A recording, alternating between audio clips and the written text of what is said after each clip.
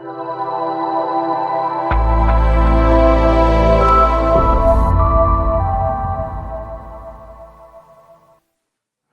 right, Aftershocks TV, and we got a good one for you guys today on this episode. Joining us from San Antonio Hard Rockers, the Heroine, we've got vocalist Lynnwood King. He's here with us today. Lynwood, man, thanks for coming on. How are you, man? I'm doing good, bro. You know, it's been a busy month for us, and then now it's down to the wire before we leave on a little national run. So, you know, families, kids, work, getting everything ready to go. It's been kind of hectic, but we love it. Awesome, we haven't done this in almost 2 years. Yeah, right. Yeah, exactly, man. So it's probably feeling a little weird getting back out there. It feels like it's been a while, obviously, right? I mean, it does. It honestly feels like I'm doing this for the first time. You know, it's weird because we have our tour, our tour. We have a Sprinter van as our tour bus, but it's like a big it's a RV converted. It's really sweet. It's our first time really touring in it. We got it during COVID. Okay. And so getting that ready to go, and then, you know, getting my family prepared for me to leave for almost 2 weeks, and then packing. And I got these sweet glasses. They're bifocals, bro. So I can't even see well through them. Oh, so shit. now I got to try and go to the eye doctor tomorrow, and we're leaving tomorrow night. And so it's stressful, but it's awesome. We love it. Sure, man. Sure. Well, yeah. Well, it's great, man. Like you said, I know you got a bunch of dates lined up. We'll talk about that obviously a little bit here, but I want to start off and talk about obviously the new single and the video for the track Out for Blood, title track off your guys' upcoming album. It's going to be released through BCG, the international label group, and the track. I mean, it goes hand in hand, obviously, with the type of sound that you guys have been doing. I'm going on for about 15 years or so now. Yeah. It's been a while, right? Yeah. It's been a while, and we feel like, you know, the music that the new music we're writing is definitely the same kind of energy and the same kind of spirit, but it's a little more we're kind of giving our guitarists are a little more there's more freedom for them to write whatever they want. And our writing process is so different than well, probably for most bands, it's the same, where everyone collectively writes together. But with the Heroine, we usually just kind of like, I'll come in with the song, or another guy will come in with the song. But this time, our guitarists, Joey and David, are just writing riffs. And then the songs are getting put together as a band, you know? And I'm kind of on the outside, just observing and listening. And I try not to input when they're writing the music, because I don't like when they input when I write the lyrics.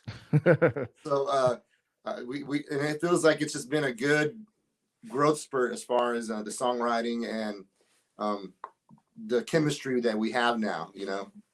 Sure, man. Well, yeah, I mean, obviously anybody who doesn't know the Heroine and your guys' sound, you've got that real gritty, dirty hard rock sound that I think can only come from the South, especially a blue-collar city like San Antonio. But so did you guys, I mean, are you doing anything different that, you know, musically or sonically on the upcoming record that's different from Playing for Keeps? Okay, let's talk about that a little bit then. Yeah.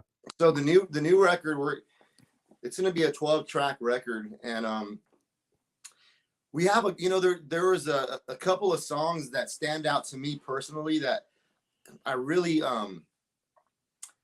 got emotional, right, when the band was writing, especially there's one track that it's called Somebody, but we're not sure what it's going to be named. And I remember when I heard this song, you know, I was driving home after rehearsal, and I got really emotional listening to it, because I was like, this is going to be the greatest song in the world, you know? And that has been probably one of the toughest songs for me in the studio, because I just cannot. It's so different than what the Heroine does. Like, the Heroine's Out for Blood type fast rock and roll. This is more of a groove song, a lot more space for melody. And so it's a big change for us, and for me especially, because I'm used to like just popping it out real quick vocally, and this one there's so much space in it that I have to really try and add more melody. And so I feel like with this new record, we're kind of dabbling in more melodic, especially on the vocal side. Whereas we're known for like screamy, you know, getting down. And this this record has a little bit of a more groove tone to it on a few of the songs, but there's still a lot of fast ones that, you know, fast bangers that the band does. Okay. So, you know, nice. and I was recording. There's one song we just threw on the record. We weren't gonna do it. I actually went to the studio and tracked it alone with our producer Spencer, and I was just gonna record it for myself. I wrote it for my kids, and I was in my practice spot, just one day just jamming and praying, and this song just kind of started flowing. And I called my producer and I was like, dude, listen to this. And he said, come to the studio tomorrow. So I went and tracked it. And it was just going to be an acoustic song by itself. Mm-hmm. And the producer was like, dude, I got to put this on your record. You have to put it on the record. And so thank God he convinced the band, right? I was kind of like, dude, you got to tell him, because I can't force my will. And he actually came in there and everyone was really cool about it. So it's more of just an acoustic song, but Dave is in the background doing slide. And it's just a real pretty cool song. Like that song got me real emotional as well. You know, I'm a father, I have children, and I think it was written for them. And so it's kind of a, you know, we're personal. Yeah, sure. We're family men, you know, we're not like these young rockers like we were 10, 15 years ago. We're grown ups and we have families to take care of. And I think that's coming out in these songs, you know, where the maturity of just growing up, aging, and like we grew up in the bars, dude, playing rock. That's all we've done, and it's kind of different now, you know, writing songs at this angle. Sure. Well, I was going to say, so is the melodic stuff, is that coming from a place, do you think, of just a natural maturity as you know, just an artist and a band all together? Is that something you guys sat down and said, you know what, let's maybe do something a little different, or did it just kind of come out maybe because it just kind of came out, man? Like, you know, as a band, you always try and think of what's your market, you know, who's your base. And for us, our market's always been blue collar, freaking dirty rock and roll, kind of clutched kind of vein. And I think when we were just kind of writing, we never really talked about it, but I think it was more of it flowed that way. It just kind of started flowing in that direction. I mean, believe me, playing an hour and a half set or even a 45-minute set with nonstop songs, just banging them out at 120, you know, BPM, you know, it's tough. It is tough. It's tough. Tiring. Yeah. For our drummer, you know, Johnny, it's tough for him. And it has nothing to do with age. Like we're like, oh, we're feeling the burden of it. It's just tough. You know, it's like a physically demanding thing to do, you know, to get out there and do that. So I think that also kind of plays in part of it too. We're just kind of like flowing into this time where we're writing a little more melodic. I don't know if it's growth. I don't know. It feels like it's growth, but it feels natural. You know, it's kind of natural. Awesome, man. Yeah, well, I mean, I can't wait to hear that stuff, man, because it definitely is a departure from you guys. As everybody knows, I mean, you guys are definitely, as you've been saying, you're well known for having extremely energetic live performances. Yeah. And, you know, and you know, one of the things that people want to get a glimpse of that, all they could do is go ahead and check out the video for Out for Blood. It looks like you guys had a lot of fun recording that one. I mean, how were you guys, you know, able to sort of like get charged up for that without your typical live audience? Or is that just kind of the nature of your guys' attitude when you play? I think we have the attitude and the mentality that you perform, you practice how you perform. You know, when you it's an old thing, you know, even in the Marine Corps, you know, when you go out there and you're training, or in the military, you're doing an exercise, you're training exercise, you train like you're in war, you train like you're in battle. And I think so. I think that just kind of comes naturally when we practice. We just throw it down like we're in front of an audience. That video is pretty funny because we shot that video in August, and we hadn't really been practicing or performing much. So that week before, I was in my rehearsal space rehearsing the set because we had a show that next day after the video shoot, or that night after the video shoot. And I've been rehearsing and training and getting my body ready for it.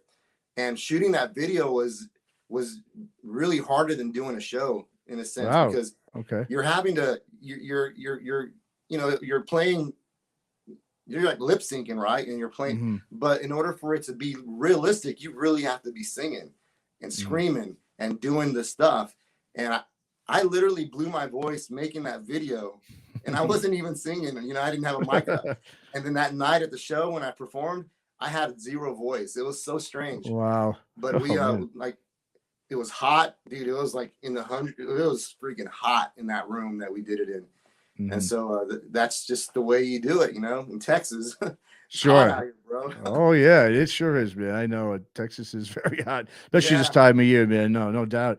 Well, I mean, you know, talking about live music, I mean, you guys obviously you toured with so many big name bands over the years, you know, like you mentioned. I mean, band like Clutch, Red Fang, Full Beat, The Sword. I mean, the list goes on. Yeah. And so being that you know your shows are so energetic and raucous, I mean, I'll use Clutch for an example. I mean, they're one of my all-time favorite bands. Yeah, love those guys. Yeah, absolutely. But in all honesty, you know, they're pretty, when it comes to stage presence, they're the complete opposite of what you guys do. I mean, except for Neil, you know, Fallon going out there doing his thing. The rest of the band is they're pretty statuesque, you know, when they're up there. I mean, you know, they let the music do the talking more so than their antics, you know.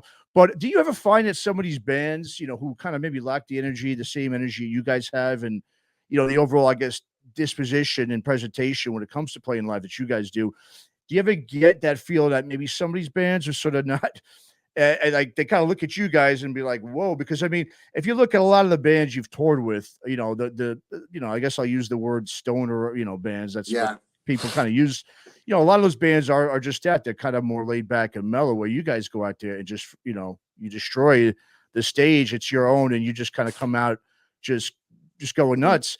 I mean, do you think that, do you ever get, you know, those bands sort of like, well, these guys are they trying to upstage us, or are they, I mean, how does that work? I mean, do you get any of that from any of those bands, or? I feel like, I hope not, you know, I hope not. Cause let me explain why we're like that to begin with. In the early, you know, in the 2000s, we had a booking agent. His name is Mike Kelly, and Mike Kelly had an agency called Seamless Talent, and he booked for As LA Dying, Black Dahlia Murder, Every Time I Die, just all these really huge metal bands.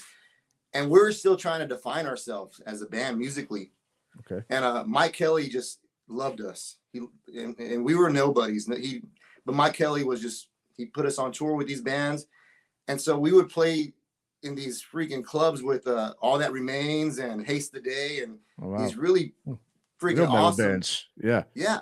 And we were like these nobodies, and the only way to keep up was to throw down however we could. And we weren't metal, we were rock and roll. So we had to take that element of metal, the show and the intensity, and apply it to our sound. And that's where our live shows started developing into like we're a rock and roll band, but we kind of have this attitude where we can't just go 50 or 90%. We got to go 100%. And if that means you're going to throw your neck out or hurt your back, you're gonna do it. And it's never been it wasn't an actual thing where we thought we have to upstage anybody. It was just a thing of thinking we have to capture people's attention. We have to, it's the audience. And one of the most embarrassing moments for me, I was on tour and we were playing in I remember it was Grand Rapids, Michigan, at a club called Skeletones, in front of a huge audience. And All That Remains got put on the show right when they signed a Roadrunner. And they literally bumped us off the show. We drove we were on tour. We got to the club, and they bumped us off the show. And we're like, well, we're supposed to be here. Mike Kelly booked the show. And we started looking at the flyers. Our name was on the flyer. So the promoter had to put us back on the show. And one of the most embarrassing things for me was we're still kind of finding our sound and finding and I remember looking in the audience, and they weren't engaged. And one kid looked at me and was like yawning. He had a pink polo shirt. Man. I will never forget that kid. He had a pink polo shirt. He looked at me, he was yawning with his eyes rolled. And that stuck with me. And I said, I never want to have that experience again. I need to put a show on where I have your attention. And that's what we want. It's not about upstaging bands. It's about getting the audience's attention and entertaining them for as long as we're up there. And that's where, I think that's what separates us, because when we signed to Universal back in 2012, they didn't know what to do with us. Mhm. They loved us and they thought we were great and they loved the live show, but they didn't know how to package us. They didn't know how to Mhm. promote the record. And it wasn't until one of our managers was like, you know what, we need you in front of people. We need, Mhm. when you're in front of people, that's when they get it. And so, you know, the dates happened with Clutch. We started getting these really big festival dates, and it, you know, people started connecting with it, and then it began to become a like, okay, the Heroine, that's what we're known for. We want to throw a good show. We want to entertain people, you know. Mhm. Sure. Well, And you guys do a good job at that. There's no doubt about that, man. You that's know, what we want, that's man. yeah, that's awesome. Well, I mean, what kind of, I guess, then, what audience do you find is the most receptive to your sound, style, and presence? Because, like you said, you guys, it is hard to really pinpoint. You know, put you guys into a subgenre or into a corner because you've got a lot of different elements all over the place. You know, I mean, sure, Mhm. people will, like you said, you're a hard rock band, no doubt, but you've definitely got a little bit of like punk elements to you. You know, sort of like that MC5 sort of Yeah. real energetic, just balls to the wall kind of thing. So it's hard to really definitely, I think, put you guys into one category, especially because you have such an energetic live shows. What kind of audience do you find that's, I guess, more receptive to you than any other I audience? think our audience is just, and not to sound cliche, but it's just the Mm, blue collar, everyday, average guy that, okay. and we have kids, like young kids that come to our shows, and um, I think we're just able to connect with an audience that's just more blue collar, that understands the Okay. grind.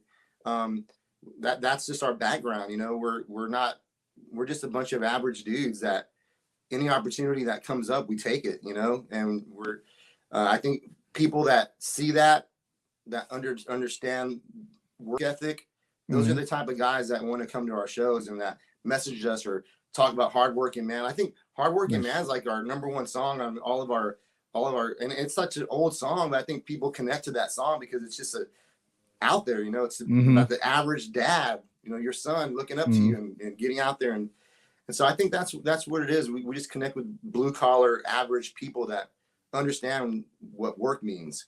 Hmm. Yeah, that's awesome, man. I love that message, man. That's we need more of that, I think, Yeah, in man. hard rock and metal. You know, I really do.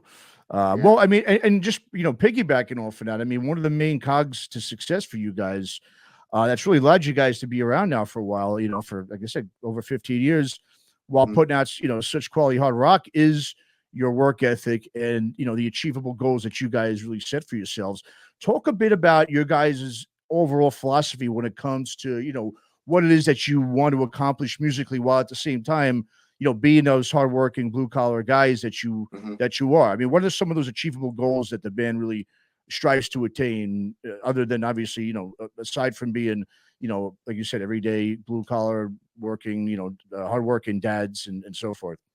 I think it's every band in history, they want to make an impact in society in some way. You Hmm. know, whether you're a local cover band or whatever you're doing, I feel like there's this in a sense of calling. You know, you feel like you're called to maybe do something like that. And I think the goals that we set as a band, it's always been pretty simple. You know, stay on the road and Hmm. record good music. Um, uh, and we kind of been the DIY band. You know, like I said, we've had agencies and we've had labels and we've had managers. But one of the things that I was told early on was no one's going to work harder than you are.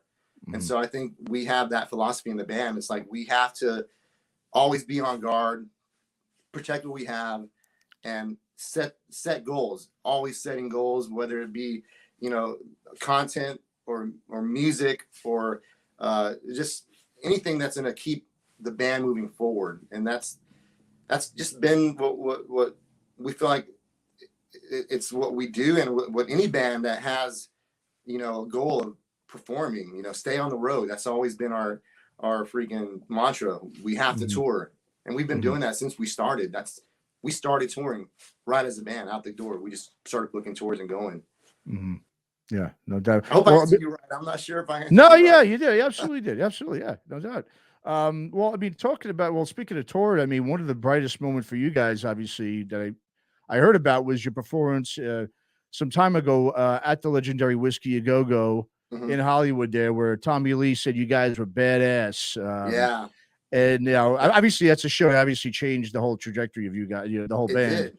right? I That mean, you whole, guys, yeah, go ahead, talk about that. Yeah. that whole thing, we have some band members that minimized it. And I only think they minimized it because it was such a grandiose thing. It almost feels unreal. It almost feels like it didn't happen. It's just it's so huge for us. And it put us on the map, you know, being able to bring that energy in front of industry professionals and Motley Crue, and then having just to have Tommy Lee. I was just in sweat walking off stage, going to the green room, and he just stopped me on the stairs. And I remember like yesterday, dude, he was like in the steps looking up at me. He's like, "Man, you're a badass, dude. Great job." And I was just, it was a dream. I didn't even know how to respond. I think I said thank you, or I didn't know what I don't know what I probably looked like a fool. And I wish I had stepped in and engaged him more. But I think at the same time I was just in shock. You know, I was kind of like floating, like it wasn't real. But you know, that performance that night was a really big.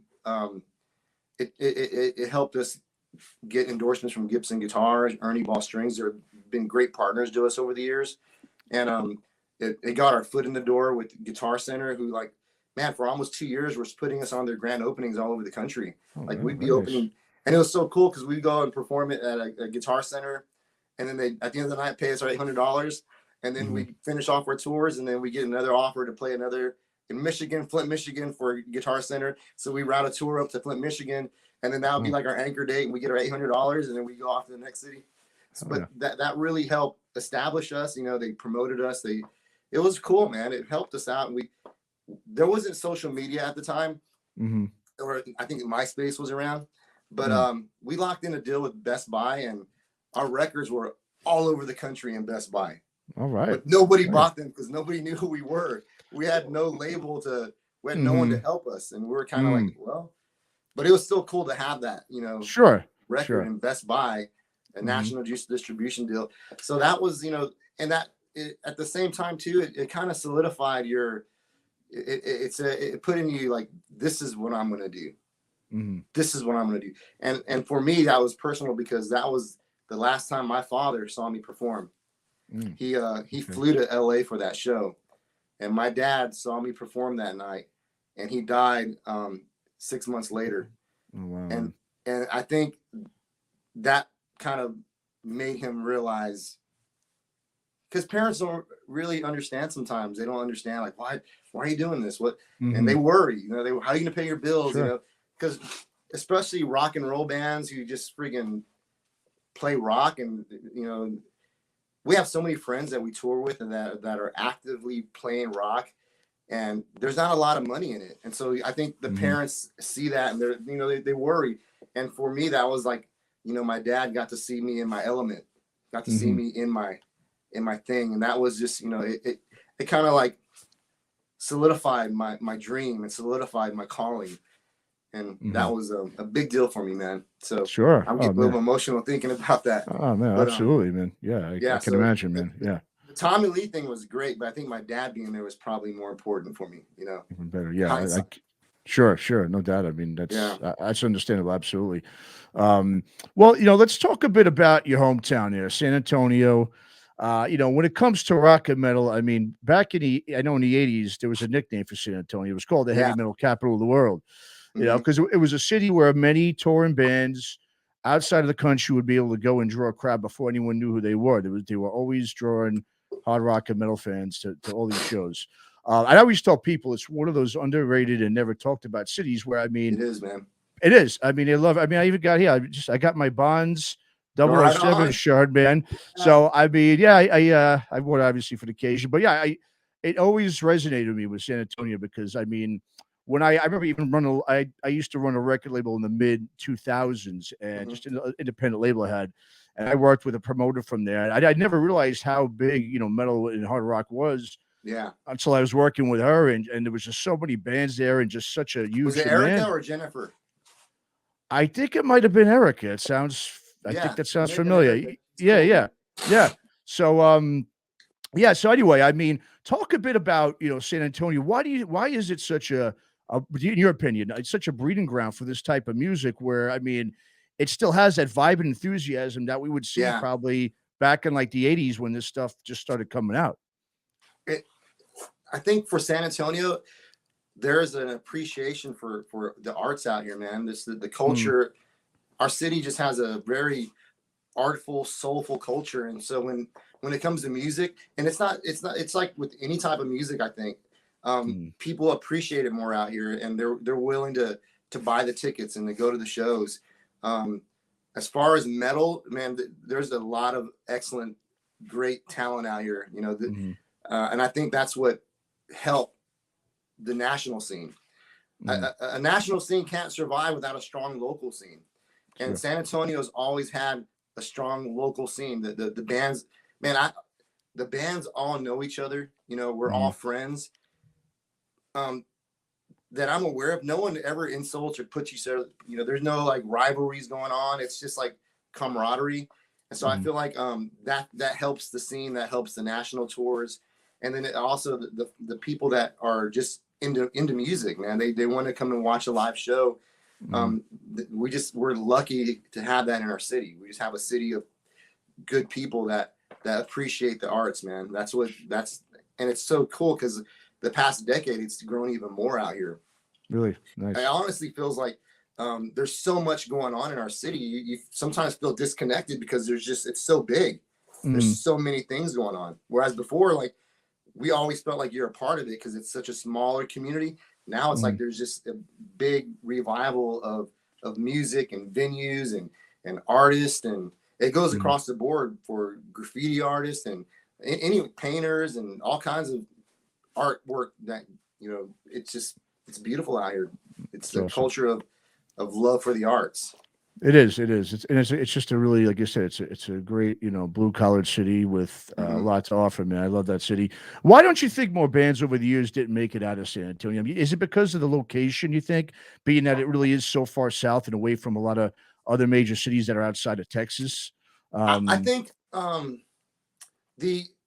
first of all, there's this notion that you have to be in LA or in Nashville or in New York in a big market to succeed, and probably in the 80s it was like that, maybe the 90s, but now I see a lot of bands that come out of San Antonio succeeding, and it boils down to the willingness to tour, the willingness to sacrifice going out on the road, because a lot of people feel like that's the dream, like I can't tour, I got family obligations, or I can't tour.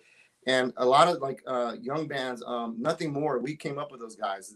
They're great guys. They're on Nikki Sixx's label, and those dudes were touring like we were, man. They're back in the mid 2000s. They were coming up like us. We would be crossing paths in Dallas, in El Paso, in freaking out in New Mexico, and Colorado. Like we just be kind of, but they were out there, and we all respected that, and whenever like we did a show together in Dallas, and it's like, I think at the time we were like one of the only few bands that would get out and tour. And I think that's what kind of holds back a lot of artists in San Antonio is like, they're not willing to make that sacrifice. And there's some bands that are doing it now, like Pigweed. I don't know if you heard of Pigweed. They're a local band. I know. Yeah, I've heard of them. They're actually doing well. And there's a system to it though. You have to be able to, really want to do this, in music.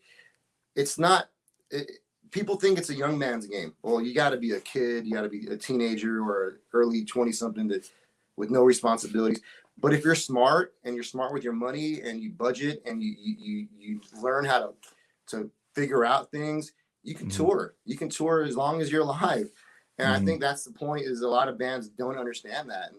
And they're really good. Like they're super good. Like we'll go watch it. We'll play a local show and there'll be like 3 bands playing with us locally. And I'm like blown away by all of them. Like, I'm like, these guys are amazing. They just don't tour. They don't, which I hear it. Like nowadays you don't have to tour. Nowadays it's social media. You gotta have the Spotify plays, but I don't think that's true. I think that you have to be on the road. You have to be in. People got to see your live show. Exactly. For me, I love recording, man. I love recording, but I love performing and entertaining more than anything else in the world. And I've always said this to the band, and they make fun of me and they laugh about it. I could have toured the Playing for Keeps record the rest of my life, played that exact same set the rest of my life, and toured, 5 months, 6 months a year, playing that exact same set forever. And I would have been happy and loving it because that was touring. That was like, I didn't care because I loved to perform. That was it. And so I think a lot of bands don't do that. They don't think they can, or they think a label's gonna do it, or they're looking for an agency. We just signed with Atomic Music Group in July, and it was Mike Kelly that signed us. The agent that was putting us out. Still working, right? Yeah. Okay. Yeah. He signed us. Wow. For the third time, but this time he signed us knowing he had the resources to push us further in our career.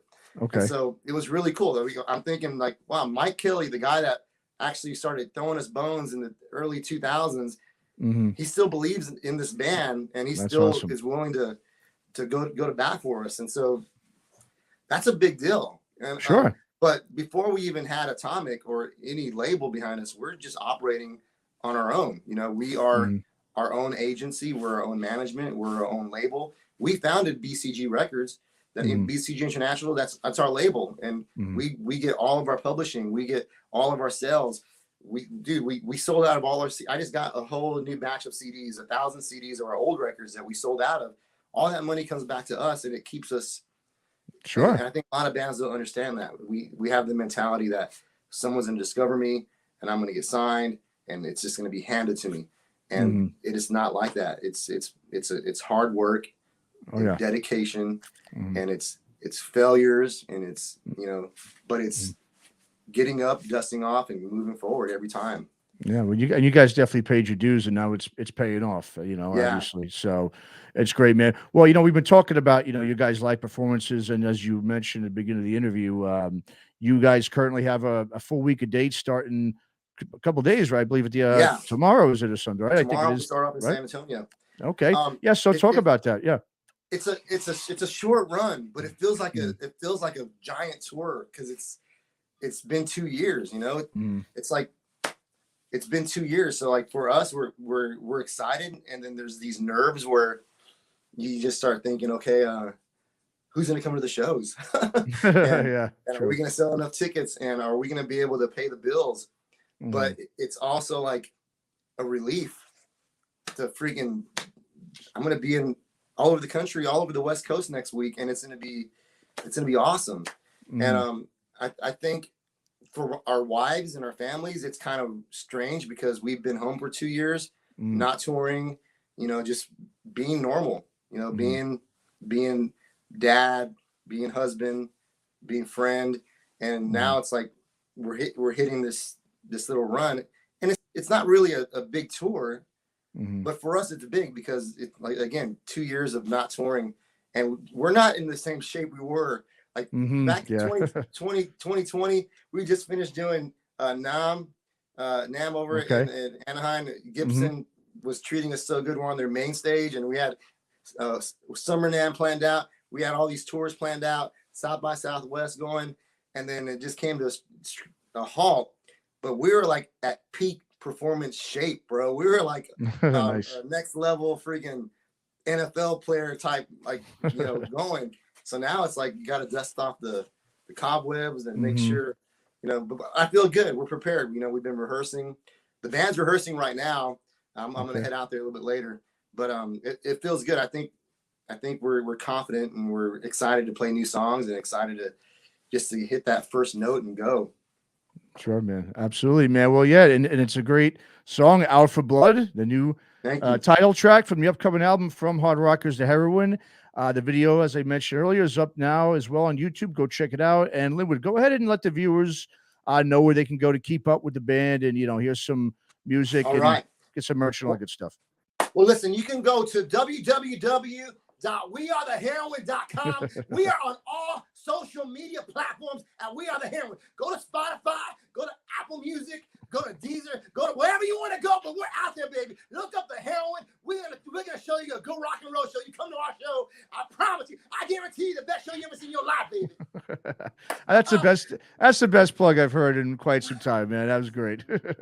Just go to our Awesome, man. website, wearetheheroine.com. But we got all our videos there. We even have some streaming stuff that's not out yet on there. Brother, I appreciate you, man. Thanks so much, man. Of course, man. Anytime, and we'll always, when that full length comes out, we'll have you back on to talk more about it, man. Roger that.